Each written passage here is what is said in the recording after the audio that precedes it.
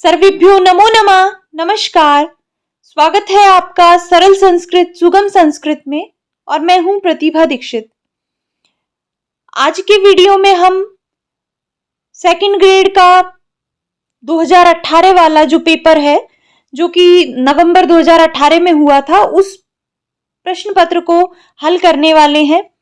देखिए, इस प्रश्न पत्र को मैं आपको यहाँ पर उत्तर भी बताऊंगी। आरपीएससी ने जो फाइनल आंसर की मानी है उसके अनुसार आपको यहाँ पर उत्तर बताऊंगी। तो अगर आप प्रश्न पत्र देखना चाहते हैं तो आप आराम से देख सकते हैं, और अगर आप रिवीजन के रूप में ये वीडियो देख रहे हैं, आप ये चेक करना चाहते हैं कि कितने प्रश्न आपके सही हुए हैं, तो आप प्रश्न को पढ़िए, एक बार वीडियो को पॉज कीजिए और उसके बाद अपने उत्तर सोचिए। तो इस तरीके से भी आप वीडियो को देख सकते हैं। तो आइए प्रारंभ करते हैं। लेकिन प्रारंभ करने से पहले एक जरूरी सूचना है। चैनल पर अगर आप हमसे जुड़े हुए नहीं हैं तो आपको ये पता नहीं होगा कि सेकंड ग्रेड से संबंधित संपूर्ण पाठ्यक्रम की कक्षाएं समाप्त हो चुकी हैं। हमने पाठ्यक्रम के अनुसार एक एक विषय का क्रमबद्ध तरीके से अध्ययन किया है। तो कुल 73-74 वीडियोस हैं जो कि सेकंड ग्रेड से संबंधित है। उसकी एक लिस्ट प्लेलिस्ट बनाई गई है आरपीएससी सेकंड ग्रेड के नाम से। उसका लिंक डिस्क्रिप्शन बॉक्स में है, आप वहां से वो सारी कक्षाएं व्यवस्थित रूप से देख सकते हैं।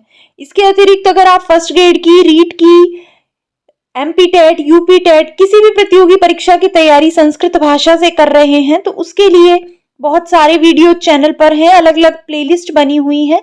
आप चैनल पर जाकर देखिए, और अगर आपको वीडियोस पसंद आते हैं तो आप वीडियोस को लाइक करिए, अपने मित्रों के साथ शेयर कीजिए। और अगर आपने चैनल को सब्सक्राइब नहीं किया है तो सबसे पहले चैनल को सब्सक्राइब कर लीजिए, जिससे संस्कृत भाषा से संबंधित सरल और आसान वीडियोस आपको मिल सकें।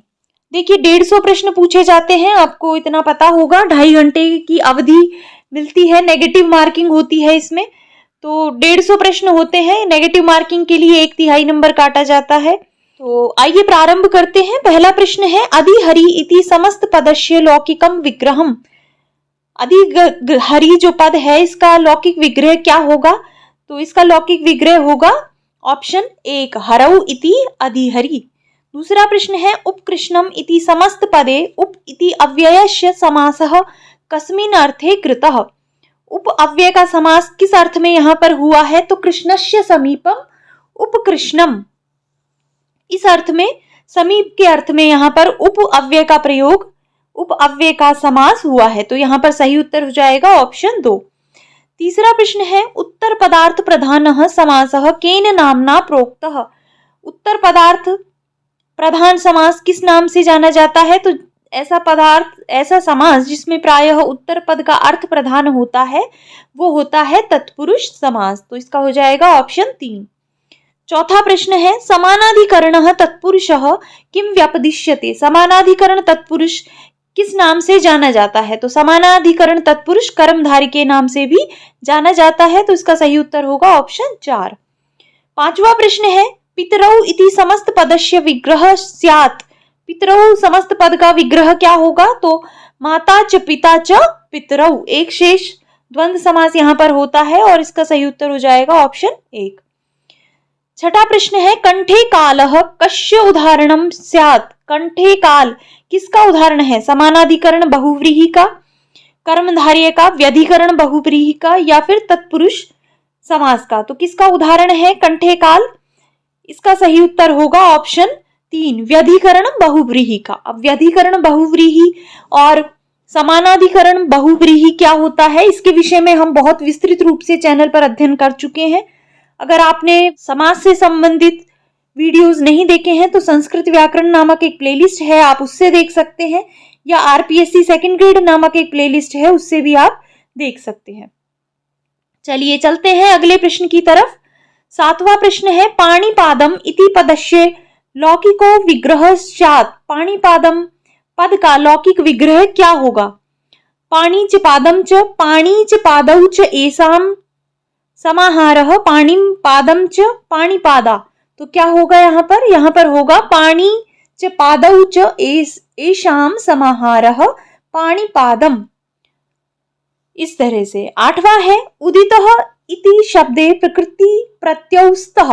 उदित पद में कौन सी प्रकृति है, कौन सी धातु है और कौन सा प्रत्यय है। तो यहाँ पर वद धातु है और कत प्रत्यय होकर पद बन जाएगा उदितः। यहाँ पर धातु का संप्रसारण हो जाता है और इस प्रकार का पद बनता है।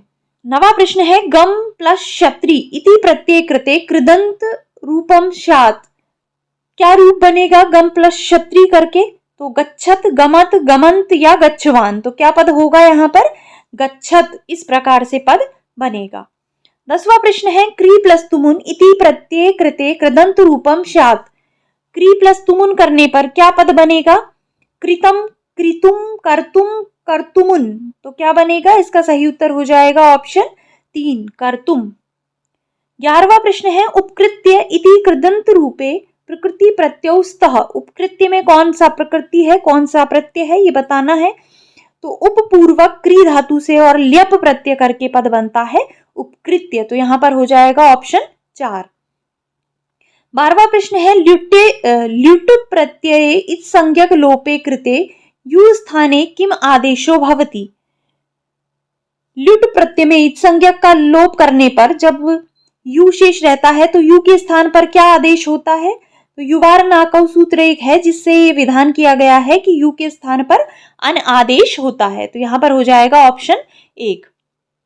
13वां प्रश्न है दानीयः इत्यत्र प्रत्ययो अस्ति। दानीयः पद में कौन सा प्रत्यय है?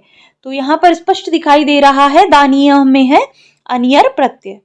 14वां प्रश्न है कारकः इत्यर्थे धातुः प्रत्ययः स्यात्। कारक इस अर्थ में धातु के साथ कौन सा प्रत्यय यहाँ पर हुआ है? तो क्री धातु के साथ यहाँ पर हुआ है नवुल प्रत्यय। नवुल प्रत्यय में ल और ण की संज्ञा होकर लोप होकर वु शेष रहता है और वु के स्थान पर अकादेश होकर पद बन जाता है कारकः। तो इसका सही उत्तर हो जाएगा ऑप्शन 3। 15वां प्रश्न है सिद्धावस्थापन्ने धात्वर्थे वाच्ये धातु प्रत्ययः स्यात्। सिद्धावस्थापन्न धातु में, धातु अर्थे वाच्य में धातु प्रत्यय स्यात्। धातु के साथ कौन सा प्रत्यय होता है? सिद्धावस्था संपन्न। तो ये भी हम प्रत्ययों में, जब हमने प्रत्ययों का अध्ययन किया था, इसके विषय में भी हम पढ़ चुके हैं कि सिद्धावस्था प्राप्त जो धातु है उसके साथ कौन सा प्रत्यय होता है। तो इसका सही उत्तर हो जाएगा घय प्रत्यय। 16वां प्रश्न है तदस्य अस्ति तदस्मिन् इति इत्यर्थे प्रत्ययः स्यात्। इस अर्थ में वह उसका है, वह उसमें है, इस अर्थ में कौन सा प्रत्यय होता है?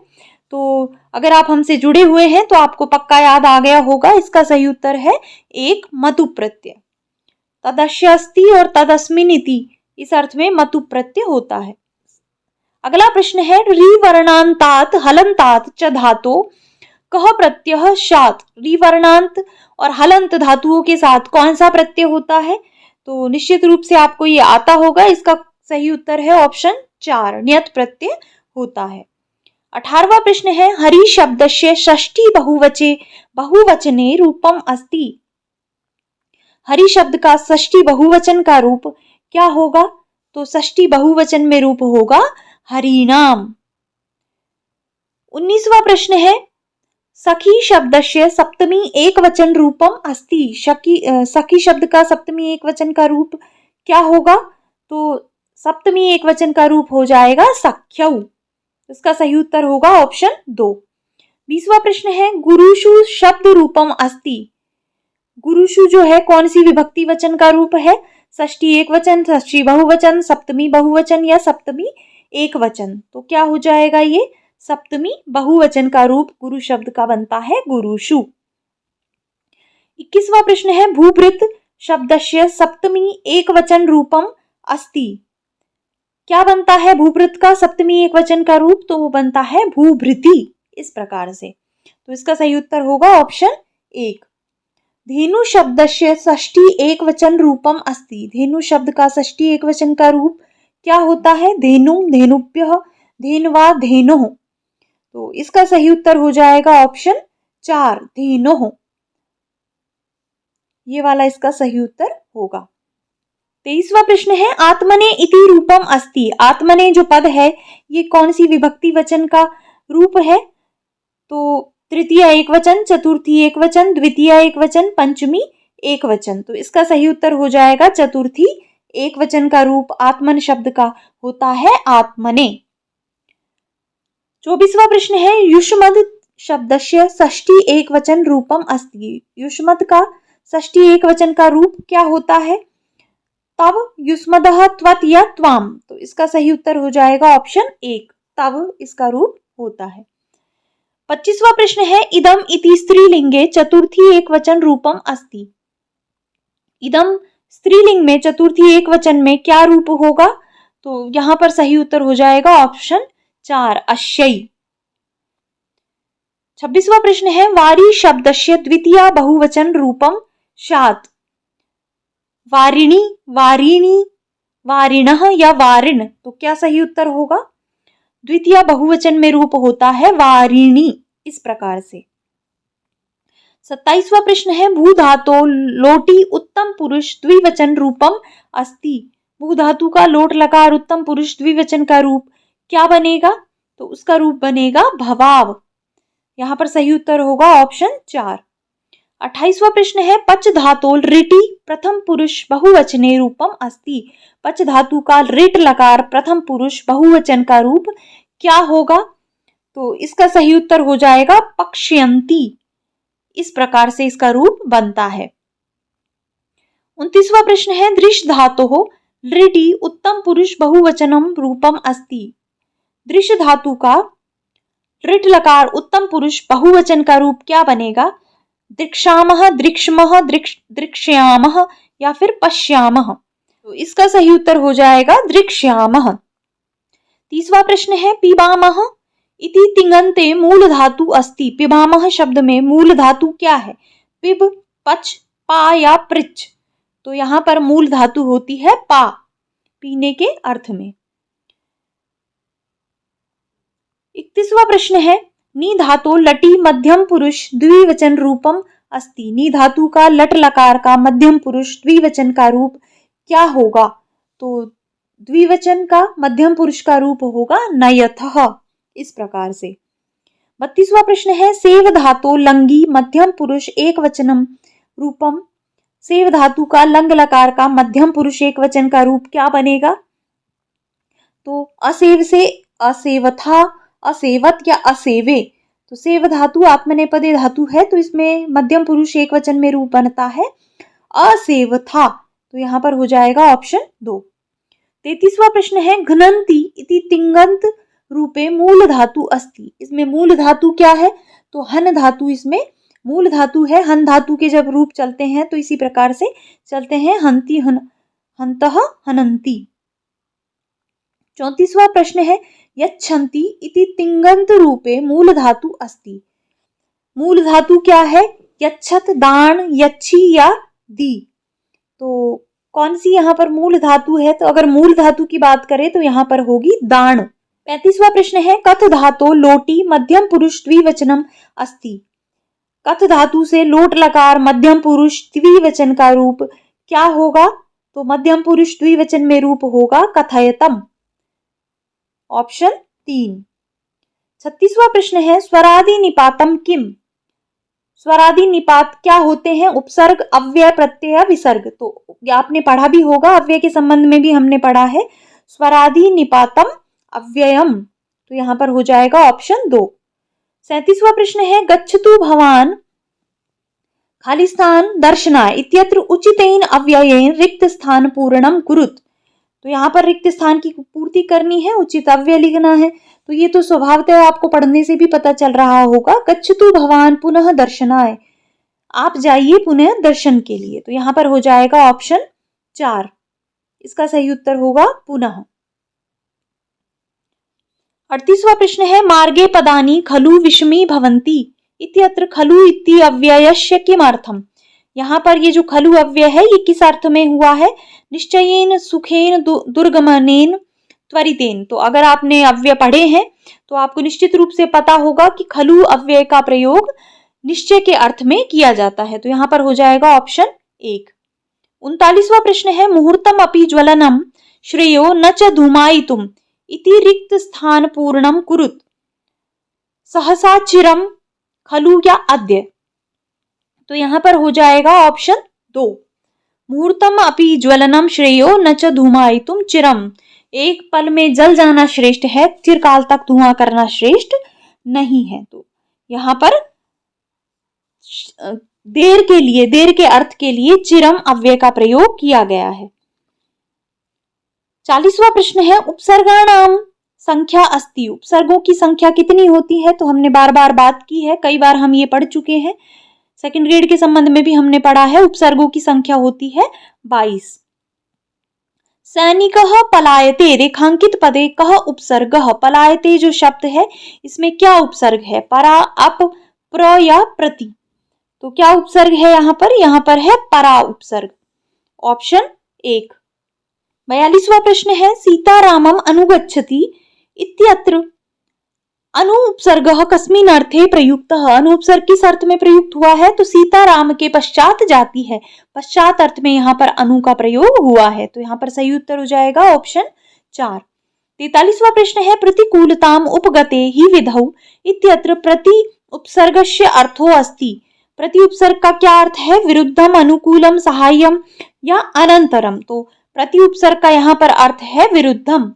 भाग्य के विपरीत हो जाने पर कौन ही आपको बचा सकता है। तो इस प्रकार से यहाँ पर विरुद्ध अर्थ में अव्यय प्रयुक्त हुआ है। 44वां प्रश्न है शुद्धम वाक्यम चिनुत। मया पुस्तकम पठितम, मया पुस्तकम पठितवती, मया पुस्तकम पठिता या मया पुस्तकम अपठम। तो यहाँ पर शुद्ध वाक्य क्या है, किस प्रकार की अशुद्धि है, सबसे पहले तो आपको ये पता होना चाहिए। तो इसमें देखिए तो प्रत्यांत शब्द का प्रयोग हुआ है और मेरे द्वारा पुस्तक पढ़ी गई, इस अर्थ में ये जो पठितम पद है ये इस पुस्तक के विषय में कहा जा रहा है, पुस्तक को बता रहा है। तो यहाँ पर ये जो पद होगा ये नपुंसक लिंग का प्रयुक्त होगा। तो यहाँ पर ऑप्शन 1 सही हो जाएगा, ये वाक्य सही है, मया पुस्तकम पठितम। क्योंकि पुस्तक पद क्या है? नपुंसक लिंग का पद है, तो उसी के अनुसार पठितम पद यहाँ पर बनेगा।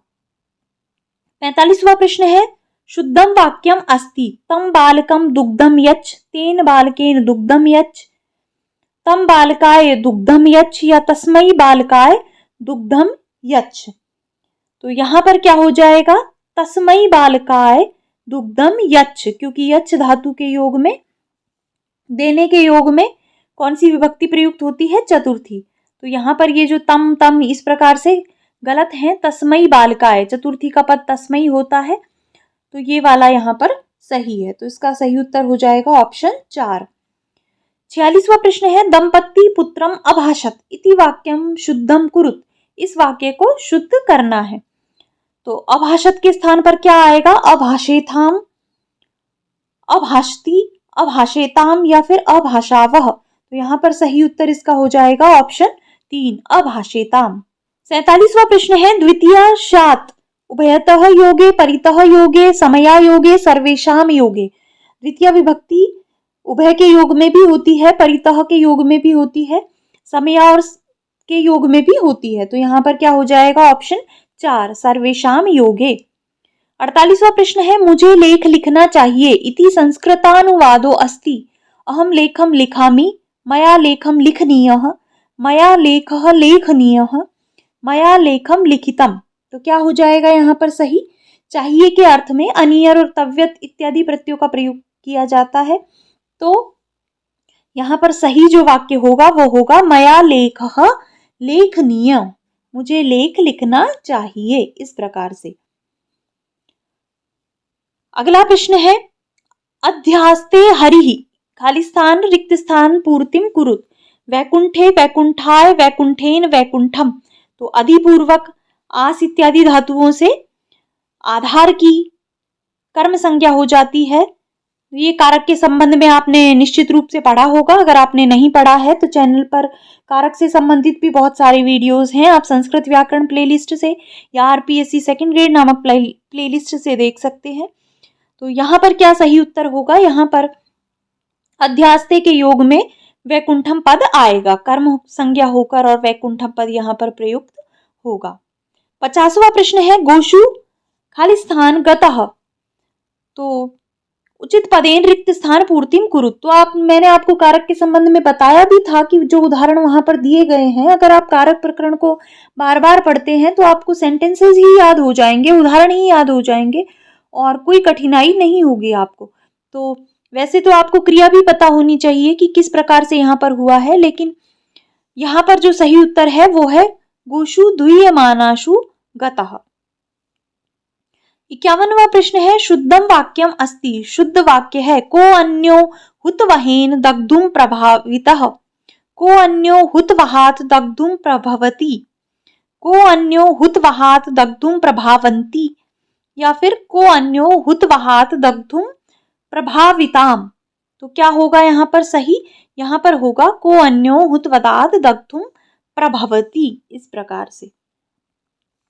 52वां प्रश्न है अधस्तन युग्मानाम समीचीनाम तालिकाम चुनुत। यहाँ पर इनको मिलाना है, किसमें कितने सर्ग हैं तो उसके अनुसार यहाँ पर उत्तर का चयन करना है। तो देखते हैं द्वाविंशति सर्गात्मकम। 22 सर्ग किसमें है? शिशुपाल वध, रघुवंश, किरातार्जुनीयम या नैषद। तो किसमें है 22 सर्ग? 22 सर्ग हैं नैषद महाकाव्य में, तो ये मिला देंगे 4 के साथ। 20 विंशति सर्गात्मकम कौन है? 20 सर्ग किसमें है? तो 20 सर्ग है शिशुपाल वध में। एकोन विंशति सर्गात्मकम कौन है 19 सर्गों वाला? तो 19 सर्गों वाला है रघुवंश। और अष्टादश सर्गात्मक है किरातार्जुनीयम, 18 सर्ग है किरातार्जुनीयम में। तो 4 1 2 3, तो इसका सही उत्तर हो जाएगा ऑप्शन 4। इस प्रकार के प्रश्न देखिए आपको सावधानी पूर्वक परीक्षा में हल करने हैं, क्योंकि कई बार ऐसा होता है कि आपको प्रश्न आता भी है, उत्तर भी आता है, लेकिन ये मिलान गलत कर देते हैं या किसी प्रकार के कोई कंफ्यूजन में आप गलत चुनाव कर लेते हैं। तो आपको इस प्रकार के प्रश्नों को सावधानी पूर्वक हल करना है। चलते हैं अगले प्रश्न की तरफ। 53वां प्रश्न है रामायणम कस्मिन छंदसी निबद्धम। रामायण किस छंद में लिखी गई है? तो आपको निश्चित रूप से पता होगा रामायण में अनुष्टुप छंद का प्रयोग किया गया है आदि कवि के द्वारा। 54वां प्रश्न है क्व सूर्य प्रभवो वंशः क्वच अल्प विषयामति इति कस्मिन ग्रंथे उक्तम। मैंने आपको कहा था कि आप इस पंक्ति को अच्छे से रट लीजिए। ये पंक्ति तरह तरह से अनेक प्रकारों से, कभी अलंकार के संबंध में, कभी उक्ति के संबंध में बहुत बार पूछी जाती है। तो कौन से ग्रंथ में ये कहा गया है? रघुवंश महाकाव्य में कालिदास के द्वारा मंगलाचरण में ही ये बात कही गई है कि कहाँ तो सूर्य वंश का प्रभाव और कहाँ मेरी अल्प विषयक मति। निदर्शना अलंकार के संबंध में भी कई बार ये पूछ लिया जाता है, तो इसे आप ध्यान रखिए, ये पंक्ति रघुवंश से संबंधित है। 55वां प्रश्न है जननी जन्मभूमिश्च स्वर्गादपि गरीयसी इत्युक्ति कस्मिन महाकाव्ये उक्ता। कौन से महाकाव्य में ये उक्ति कही गई है? तो ये कही गई है वाल्मीकि रामायणे, वाल्मीकि रामायण में। 56वां प्रश्न है राजस्थानस्य कस्य कवेः रचना बृहत्त्रय्यां परिगणिता। बृहत्त्रयी के अंतर्गत राजस्थान के किस कवि की रचना को गिना जाता है? तो बृहत्त्रयी के अंतर्गत 3 रचनाएं आती हैं, किरातार्जुनीयम, शिशुपाल वधम और नैषद महाकाव्यम। तो उनमें से जो शिशुपाल वध है वो माघ के द्वारा लिखी गई है, और माघ राजस्थान के भीनमाल के रहने वाले थे। तो इसका सही उत्तर क्या हो जाएगा? इसका सही उत्तर होगा ऑप्शन 1 माघस्य। 57वां प्रश्न है अभिनव बाणः को अस्ति। अभिनव बाण के नाम से किसको जाना जाता है? तो इसके विषय में भी हम अध्ययन कर चुके हैं, अंबिका दत्त व्यास इसका सही उत्तर है।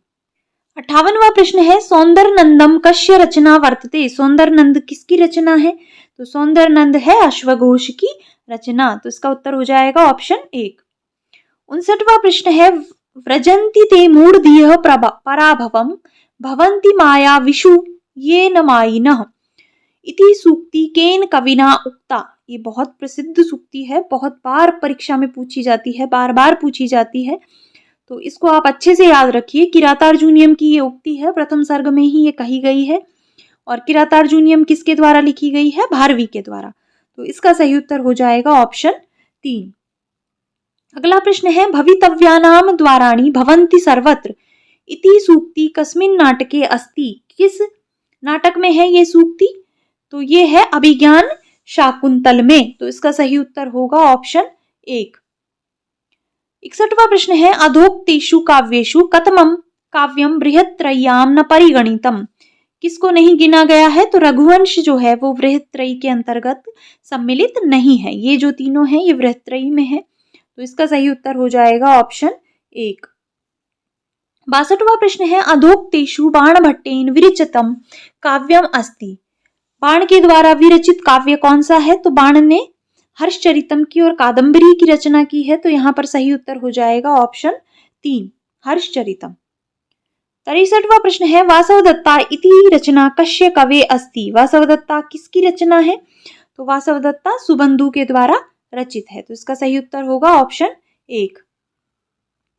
64वां प्रश्न है साहित्य संगीत कला विहीनः साक्षात् पशुः पुच्छ विषाणहीनः इत्युक्ति केन उक्ता। तो हमने जब अध्ययन किया है सेकंड ग्रेड से संबंधित तो वहां पर भी हमने इस उक्ति की बात की है। ये कही गई है भर्तृहरि के द्वारा। तो इसका सही उत्तर होगा ऑप्शन 3।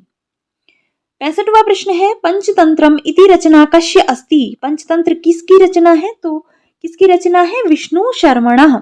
इसका सही उत्तर हो जाएगा ऑप्शन 2।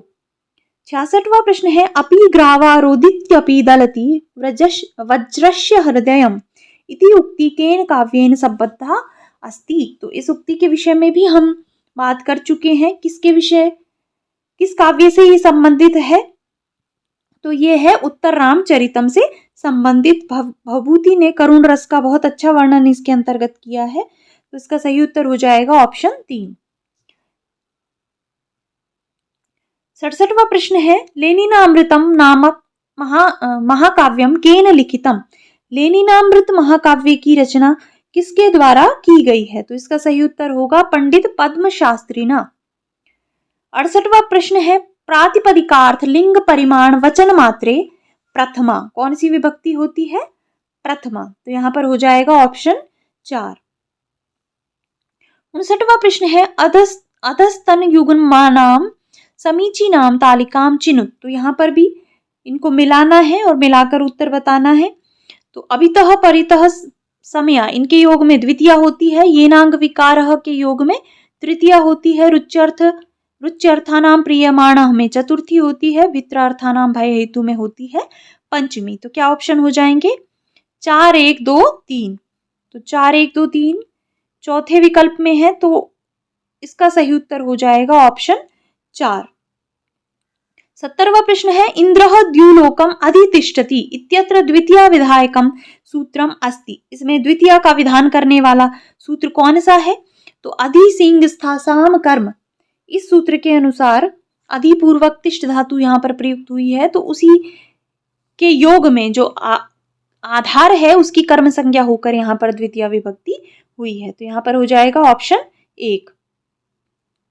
अगला प्रश्न है खाली स्थान अवचिनोति फलानी इत्यत्र रिक्त स्थाने किम। क्या आएगा यहाँ पर? तो यहाँ पर आ जाएगा ऑप्शन 2 वृक्षम। क्योंकि अपूर्वक ची धातु यहाँ पर प्रयुक्त है तो ची धातु के योग में यहाँ पर द्वितीय विभक्ति होगी और पद आएगा वृक्षम। अगला प्रश्न है रामेण सह लक्ष्मणः वनं गतः इत्यत्र तृतीय विधायकम सूत्रम अस्ति। तो देखिए कारक से संबंधित सीधे प्रश्न नहीं पूछे गए हैं। आपकी जो नॉलेज है उसको चेक करने का प्रयास किया गया है। वाक्य दिया गया है तो उसमें आपको समझना है कि किस सूत्र के अनुसार यहाँ पर तृतीया द्वितीया इत्यादि विभक्तियां हुई हैं। यहाँ पर विभक्ति नहीं पूछी गई या इस तरह से सीधे प्रश्न नहीं पूछे गए हैं। तो कारक प्रकरण को आपको डिटेल से पढ़ने की आवश्यकता है। कारक के विषय में भी हमने बहुत अच्छा अध्ययन किया है सिद्धांत कौमुदी के अनुसार। तो आप उन वीडियोस की मदद भी ले सकते हैं संस्कृत व्याकरण नामक प्लेलिस्ट से, जिसका की लिंक डिस्क्रिप्शन बॉक्स में है। यहाँ पर किस सूत्र से तृतीय विभक्ति का विधान हुआ है? तो यहाँ पर हुआ है सहयुक्ते अप्रधाने सूत्र से। यहाँ पर हो जाएगा ऑप्शन 2। 73वां प्रश्न है क्रोशेन अनुवाको अधीतः इत्यत्र तृतीय विधायकम सूत्रम अस्ति। तृतीय का विधायक सूत्र यहाँ पर क्या है? तो यहाँ पर हो जाएगा तृतीय का विधायक सूत्र अपवर्गे तृतीया। काल और अध्वनवाची शब्दों के योग में अपवर्ग प्राप्ति होने पर तृतीया विभक्ति होती है। 74वां प्रश्न है कर्मणा यमभिप्रयति सह संप्रदानम, तो यहाँ पर हो जाएगा ऑप्शन 4। 75वां प्रश्न है ध्रुवम अपाये अपादानम इत्यत्र अपायोः अस्ति। अपाय क्या होता है यहाँ पर? विश्लेषः, विशेषः, विशिष्टः, विकसितः। तो अपाय का तात्पर्य यहाँ पर होता है विश्लेषः, अलग होना। 76वां प्रश्न है ब्रह्मणः प्रजा प्रजायन्ते इति पंचमी विधायकम सूत्रम। यहाँ पर पंचमी का विधान करने वाला सूत्र कौन सा है? तो जनि कर्तुः प्रकृति, इस सूत्र के अनुसार यहाँ पर पंचमी विभक्ति हुई है। 77वां प्रश्न है वेदानां साम वेदो अस्मि इत्यत्र कस्य सूत्रस्य प्रवृत्ति अस्ति। तो बहुत सारे ग्रुप्स में से जब किसी एक का निर्धारण करना हो तो वहां पर षष्ठी और सप्तमी विभक्ति होती है, और कौन सा सूत्र यहाँ पर प्रवृत्त हुआ है? यतश्च निर्धारणम। इसका सही उत्तर होगा ऑप्शन 2। 78वां प्रश्न है रसई रुद्रैश छिन्ना यमन सबलागः शिखरिणी। तो यहाँ पर क्या हो जाएगा? शिखरिणी छंद का ये लक्षण है, तो ऑप्शन 3 यहाँ पर सही होगा। अगला प्रश्न है वागर्थविव संप्रक्तौ वागर्थ प्रतिपत्तये जगतः पितरौ वंदे पार्वती परमेश्वरौ। उपर्युक्त पद्ये कतमं छंदः, कौन सा छंद है यहाँ पर? तो यहाँ पर है अनुष्टुप छंद। अगला प्रश्न है भूत्वा चिराय चतुरंत महिषपत्नी दौष्यन्तीं प्रतिरथं तनयं निवेश्य भर्त्रा तदर्पित कुटुंब भरेण सार्धं शान्ते करिष्यसि पद्मं पुनराश्रमे अस्मिन्। प्रयुक्त श्लोके छंदः अस्ति। कौन सा छंद है इसमें? तो इसमें है वसंत तिल का छंद। 81वां प्रश्न है मंदम मंदम नुदति पवनश्च अनुकूलो यथा त्वाम इत्यत्र छंदः अस्ति।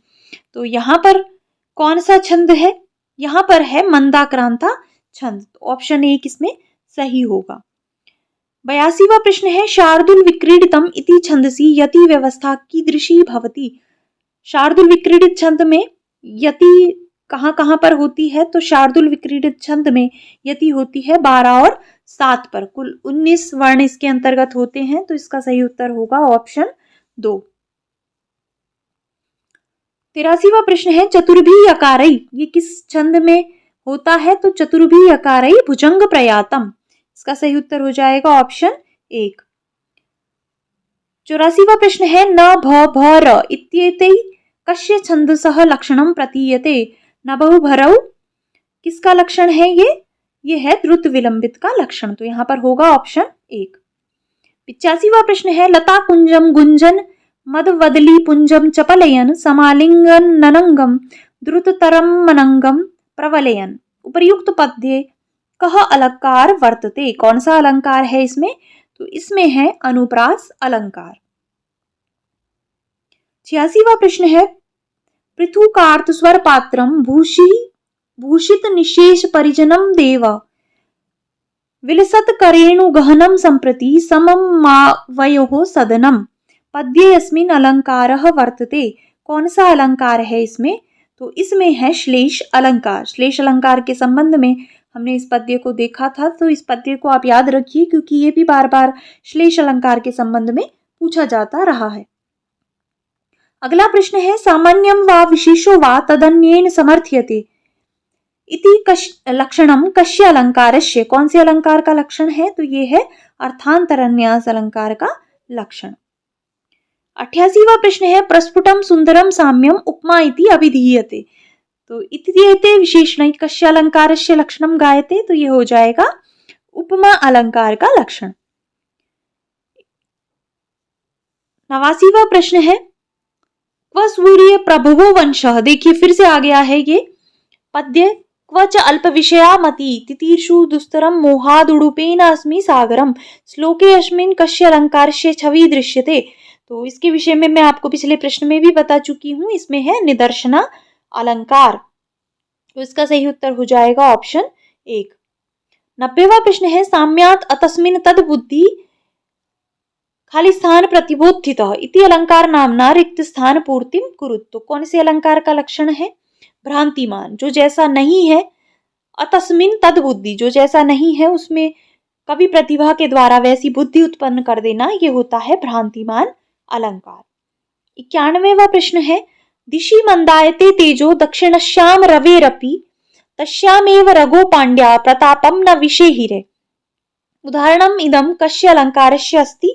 तो इस अलंकार के विषय में भी हमने अलंकारों में अध्ययन किया था और मैंने आपको बताया था कि ये बहुत इंपॉर्टेंट है, बार बार पूछा जाता है। कौन सा अलंकार है यहाँ पर? यहाँ पर है व्यतिरेक अलंकार, जहां पर उपमेय के आधिक्य का वर्णन किया जाए, उल्टा हो जाए, जहां पर जो उपमेय है जिसकी उपमा की जानी है वो उपमान से भी अधिक उच्च श्रेष्ठ बताया जाए, वहां पर व्यतिरेक अलंकार होता है। 92वां प्रश्न है, वज्रबाहु सुशिप्रः सोमपः इत्यादिभिर विशेषणैः कः देवः स्तूयते। कौन से देव के लक्षण हैं ये? तो ये हैं इंद्रदेव के लक्षण। सोमपान करने वाला जहां पर भी आ जाए वहां पर आपको आंख बंद करके इंद्रदेव लिख देना है। अगला प्रश्न है, सहस्त्र शीर्षा सहस्त्र आक्षः सहस्त्रपातः। तो यहाँ पर पूरा पद्य पढ़ने की भी आवश्यकता नहीं है। किस देव की ये विशेषताएं हैं, किसके विषय में कहा गया है? तो ऐसा कहा गया है पुरुष के विषय में। 94वां प्रश्न है, इंद्र सूक्तस्य दृष्टा ऋषि अस्ति। इंद्र सूक्त के दृष्टा ऋषि कौन है? इंद्र सूक्त के हैं गृत्समद, ऑप्शन नंबर 1। 95वां प्रश्न है, उरुक्रमः उरुगायः विक्रमः उरुक्रमः इत्यादि भी विशेषणैः कः देवः स्तुतः। तो कौन से देवता के लिए विशेषण प्रयुक्त किए गए हैं? बहुतों के द्वारा जिसकी स्तुति गाई जाती है, बहुतों में जिसकी कीर्ति प्रचलित है, तो कौन है ऐसा? ऐसे हैं विष्णुदेव। तो यहां पर सही उत्तर हो जाएगा ऑप्शन 2। 96वां प्रश्न है, पूर्वे भी ऋषिभिर्यज्ञो नूतनै उत स देवाम एह वक्षति इति रूपेण कः देवः स्तुतः। तो किस देवता की स्तुति की गई है? कौन है ऐसा देव? ऐसे देव हैं अग्निदेव।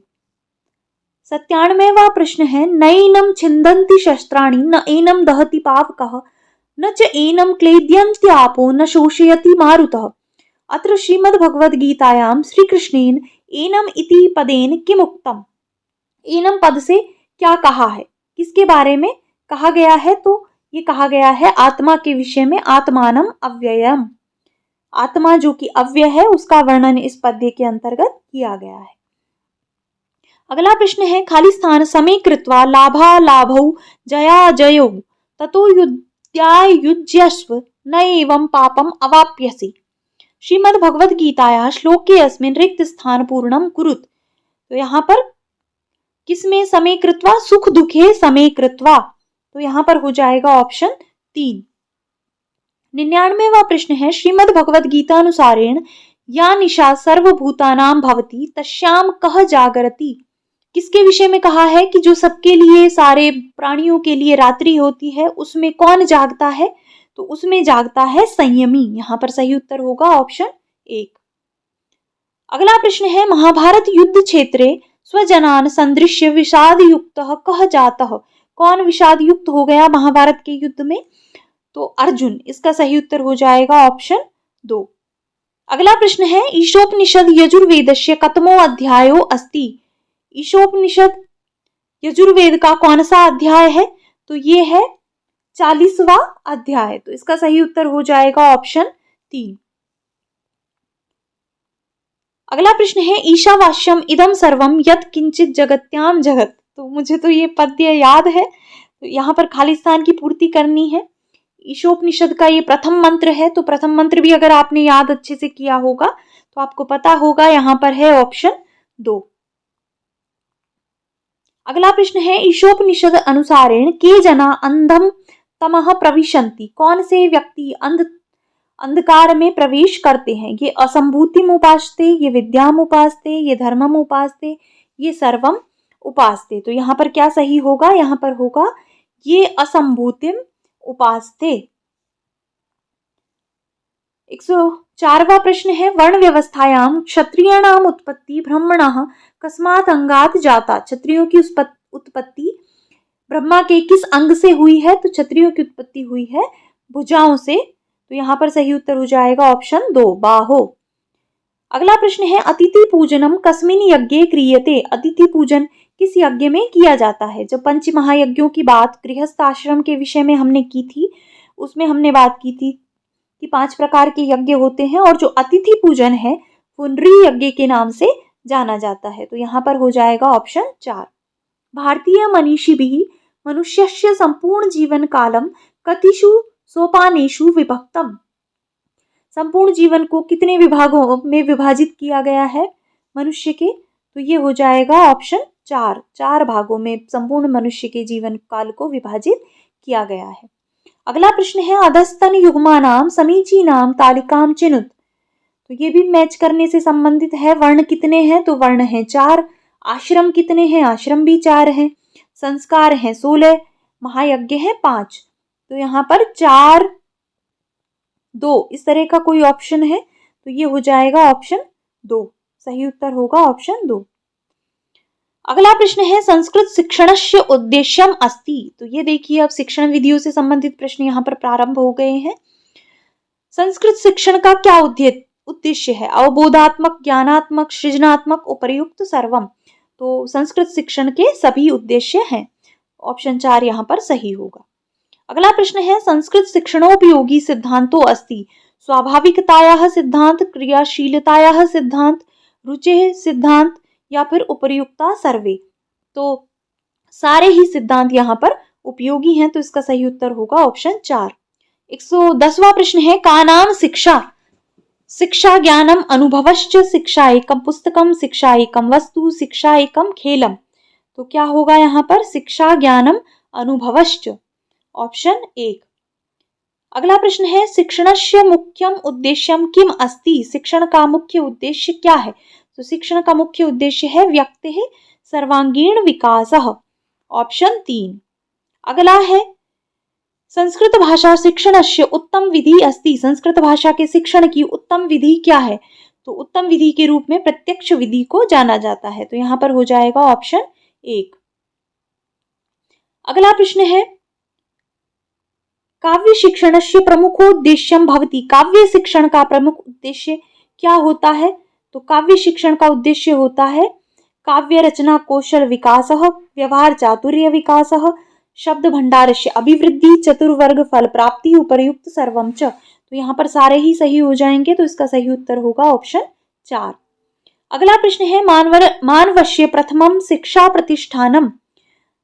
मनुष्य का पहला शिक्षा प्रतिष्ठान क्या होता है? तो मनुष्य का परिवार उसका प्रथम शिक्षा प्रतिष्ठान होता है। अगला प्रश्न है गद्य पाठेषु काठिन्य निवारणाय अधोलिखित विधयः सन्ति। दंत कथा प्रविधि, व्याख्या प्रविधि, अनुवाद प्रविधि, एते सर्वे प्रविधयः। तो इसका सही उत्तर होगा ऑप्शन 4। अगला प्रश्न है व्याकरण शिक्षणस्य सर्वोत्तमः कः विधि। व्याकरण शिक्षण की सर्वोत्तम विधि कौन सी है? तो सर्वोत्तम विधि हो जाएगी आगमन निगमन विधि। अगला प्रश्न है कक्षा कक्षे प्रथमा अनिवार्यता विद्यते। कक्षा कक्ष में प्रथम अनिवार्यता किसकी होती है? पाठ्यपुस्तक की, श्यामपट्ट की, मानचित्र की और दूरदर्शन की। तो यहाँ पर जो सही उत्तर हो जाएगा वो है श्यामपट्ट, ऑप्शन नंबर 2। आप इसमें थोड़ा कंफ्यूज हो सकते हैं लेकिन मैं आपको यहाँ पर वो उत्तर बता रही हूँ जो आरपीएससी ने अपनी आंसर की में माने हैं। तो यहाँ पर इन्होंने श्यामपट्ट की प्रथम अनिवार्यता को स्वीकार किया है तो इसका सही उत्तर हो जाएगा ऑप्शन 2। 118वां प्रश्न है केन कौशल माध्यमेन अध्यापकः विषय वस्तु स्पष्टीकरणस्य प्रयासम करोति। किस कौशल माध्यम के द्वारा अध्यापक विषय वस्तु को स्पष्ट करने का प्रयास करता है? तो ये है प्रश्नोत्तर कौशलेन। 119वां प्रश्न है छात्राणां पूर्व ज्ञानेन सह नूतन ज्ञानम योजयति। पाठ योजना, दर्शनम, लेखनम, श्रवणम। तो क्या सही उत्तर होगा? ऑप्शन 1 पाठ योजना। 120वां प्रश्न है साहित्यस्य अवबोधनम पठनम आत्मसात्करणम कर्तुम शक्यते। किसके द्वारा साहित्य का अवबोधन, पठन और आत्मसात किया जा सकता है? तो ये होता है मौन वाचन के द्वारा। तो इसका सही उत्तर होगा ऑप्शन 2। 121वां प्रश्न है संस्कृत भाषा अधिगमस्य स्वाभाविकः मनोवैज्ञानिकश्च क्रमः विद्यते। तो इसमें ये प्रश्न जो है आरपीएससी के द्वारा डिलीट कर दिया गया है क्योंकि श्रवण, पठन, श्रवण, भाषण, पठन और लेखन, ये सही क्रम है। LSRW, listening, speaking, reading and writing. तो ऐसा ऑप्शन यहाँ पर है ही नहीं, इसके लिए ये प्रश्न डिलीट कर दिया गया है। अगला प्रश्न है दंडान्वयः, खंडान्वयः, टीका, समीक्षा इत्येता विधयः केन संबद्धा सन्ति। किससे संबंधित है? तो निश्चित रूप से आपको ये याद आ गई होंगी, ये विधियां संबंधित हैं काव्य शिक्षण से। तो इसका सही उत्तर हो जाएगा ऑप्शन 3। अगला प्रश्न है नाटक शिक्षणे कतमो विधि सर्वोत्तमः कथितः। नाटक शिक्षण की सर्वोत्तम विधि कौन सी विधि होती है? तो वो होती है समवाय विधि। अगला प्रश्न है हर्बर्ट पंचपदी कुत्र प्रयुज्यते। हर्बर्ट पंचपदी का प्रयोग कहाँ पर किया जाता है? तो इसका प्रयोग किया जाता है पाठ योजना के अंतर्गत। तो इसका सही उत्तर होगा ऑप्शन 1। अगला प्रश्न है संस्कृत भाषायाम कंठस्थीकरणम कस्मिन् शिक्षणे आवश्यकम। किसके शिक्षण में कंठस्थीकरण आवश्यक है? तो ये आवश्यक है व्याकरण के शिक्षण में, क्योंकि व्याकरण में नियमों को याद करने की आवश्यकता होती है। तो इसका सही उत्तर होगा ऑप्शन 1। अगला प्रश्न है व्याकरण शिक्षणे उदाहरणात् नियम निर्धारणम कस्मिन् विधौ भवति। उदाहरणों से और नियम की तरफ ये किस विधि में होता है? तो ये होता है आगमन विधि में। तो इसका सही उत्तर हो जाएगा ऑप्शन 3। 127वां प्रश्न है शिक्षक दिवसः कस्य महापुरुषस्य जन्म दिवसे आयोज्यते। तो ये तो आपको पता होना चाहिए, शिक्षक दिवस किस महापुरुष के जन्म दिवस पर आयोजित किया जाता है? डॉक्टर सर्वपल्ली राधाकृष्णन। 128वां प्रश्न है हलन्त्यम इति सूत्रेण संज्ञा भवति। हलन्त्यम सूत्र से क्या होता है? तो हलन्त्यम सूत्र से होती है इत संज्ञा। तो इसका सही उत्तर होगा ऑप्शन 3। 129वां प्रश्न है परः सन्निकर्षः संहिता। तो यहाँ पर सही उत्तर हो जाएगा ऑप्शन 2। 130वां प्रश्न है उच्चै इति का संज्ञा वर्तते। तो उच्चै उदात्तः, तो यहाँ पर हो जाएगा ऑप्शन 2। 131वां प्रश्न है अकुह विसर्जनीय नाम कंठः। तो उच्चारण स्थान से संबंधित है, अकुह विसर्जनीयों का उच्चारण स्थान होता है कंठ। 132वां प्रश्न है वकारस्य उच्चारण स्थानम अस्ति। तो वकार का उच्चारण स्थान होता है दंतोष्ठ। तो इसका सही उत्तर हो जाएगा ऑप्शन 1। 133वां प्रश्न है आभ्यंतर प्रयत्नानि सन्ति। आभ्यंतर प्रयत्न कितने होते हैं? तो आभ्यंतर प्रयत्न होते हैं 5। इसका सही उत्तर होगा ऑप्शन 3। 134वां प्रश्न है तुल्यास्य प्रयत्नम इति किम। तो तुल्यास्य प्रयत्नम सवर्णम। तो इसका सही उत्तर हो जाएगा ऑप्शन 2।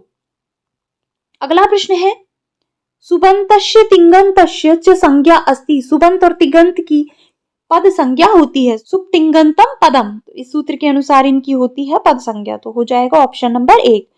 136वां प्रश्न है पठत्वैकः इत्यस्य शब्दस्य संधि विच्छेदम स्यात्। क्या संधि विच्छेद होगा इसका? तो इसका संधि विच्छेद होगा पठतु प्लस एकः, ऑप्शन 2। अगला प्रश्न है राज प्लस ऋषि इत्यनयोः संधि पदम स्यात्। क्या संधि पद होगा यहाँ पर? तो यहाँ पर होगा राजर्षि। 138वां प्रश्न है प्र प्लस एजते प्रेजते इति संधि विधायकम सूत्रम अस्ति। यहाँ पर किस सूत्र से संधि हुई है? तो यहाँ पर हुई है एंगी पररूपम। इस सूत्र से यहाँ पर पररूप संधि का विधान किया गया है। अगला प्रश्न है श्री प्लस ईशः श्रीशः इत्यत्र संधि अस्ति। तो बहुत आसान है, क्या संधि है? दीर्घ संधि। 140वां प्रश्न है इदुदेत द्विवचनम प्रग्रह्यम इति सूत्रस्य उदाहरणम अस्ति। तो कौन सा उदाहरण है? ये है हरि एतौ, ये इसका उदाहरण है। प्रग्रह्य संज्ञा क्या होती है इसके विषय में हम बहुत पढ़ चुके हैं। आपको अगर नहीं पता है तो आप चैनल से देख सकते हैं। चलते हैं अगले प्रश्न की तरफ। 141वां प्रश्न है सच्चित इति संधि पद विधायकम सूत्रम अस्ति। सच्चित पद में किस सूत्र से संधि हुई है? तो देखिए संधि में भी कुछ प्रश्न अंदर से पूछे गए हैं, सीधे सीधे नहीं पूछे गए। तो सच्चित में हुई है स्तोष चुनाश्चु सूत्र से च्युत्व संधि।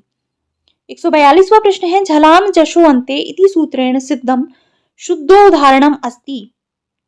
तो कौन सा है झलाम जशो अन्ते का? जगदीशः। इस प्रकार का पद यहाँ पर हो जाएगा। 143वां प्रश्न है शान्तः इत्यत्र अनुस्वारस्य नकारम केन सूत्रेण विधीयते। किस सूत्र से यहाँ पर हो गया है अनुस्वार का न, तो ये होता है अनुस्वारस्य यई पर सवर्णः। तो इसका सही उत्तर होगा ऑप्शन 2।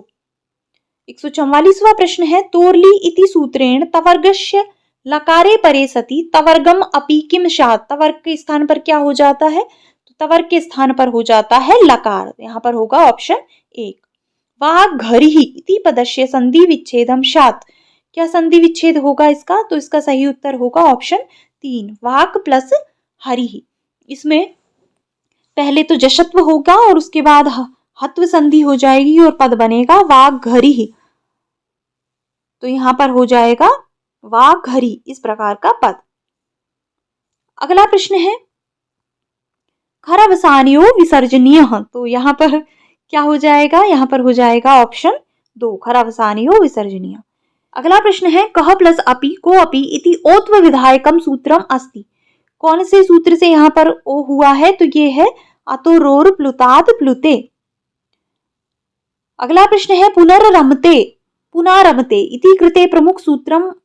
कौन सा प्रमुख सूत्र है यहाँ पर, तो यहाँ पर ड्रलोपे पूर्वस्य दीर्घो अण सूत्र से दीर्घ हुआ है। तो अगर यहाँ पर रोरी भी होता तो रोरी से पहले र का लोप हुआ है, उसके पश्चात ड्रलोपे पूर्वस्य से दीर्घ हुआ है, लेकिन रोरी का यहाँ पर उल्लेख नहीं है, तो यहाँ पर हो जाएगा ऑप्शन 1। अगला प्रश्न है वधु प्लस एषा इत्यत्र संधि पदम अस्ति। क्या संधि पद होगा यहाँ पर, तो यहाँ पर सही संधि पद होगा वधु रेशा। इस प्रकार से विसर्ग के स्थान पर र हो जाएगा और पद बनेगा वधु रेशा। और अंतिम प्रश्न है हसी च इति सूत्रस्य उचितो उदाहरणम। देवो गच्छति देवर गच्छति देवा गच्छति या देवै गच्छति। तो इसका सही उत्तर हो जाएगा देवो गच्छति। हसी च सूत्र से भी यहाँ पर उत्व होकर और ओ हो जाता है, तो यहाँ पर सही उदाहरण है इसका देवो गच्छति। तो इस तरह से सभी 150 प्रश्न हमने इस वीडियो में हल कर लिए हैं। इस वीडियो को यहीं पे समाप्त करते हैं, मिलते हैं नेक्स्ट वीडियो में। धन्यवाद।